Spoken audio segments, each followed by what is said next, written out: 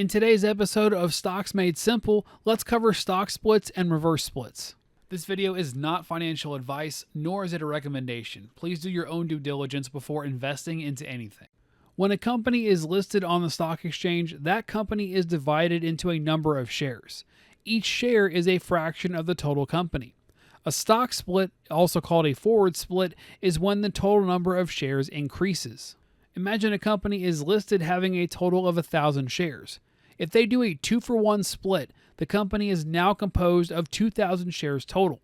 If you owned 1 share prior to the split, you would now own 2 shares but the same percentage of the company. On the other hand, a reverse split is the opposite. If that same company with 1,000 shares total does a 1-for-2 reverse split, the company would now be composed of only 500 total shares. If you owned 2 shares prior to a reverse split, you would now own just 1 share but the same percentage of the company. But why would a company do this? If a company's stock goes up enough, eventually their shares become too expensive for the average investor to afford. This is when you see individual shares worth thousands of dollars. At this point, some companies decide to do a split to make a single share more affordable and increase demand for shares. A forward split is seen as a sign of strong performance by that company. Conversely, if a company feels the need to do a reverse split, it's seen as a sign they might be in trouble.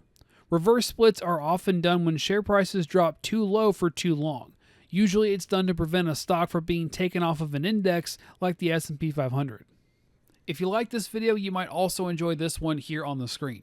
Subscribe to join the Cash Flow Club and hit the bell for notifications so you don't miss a single video.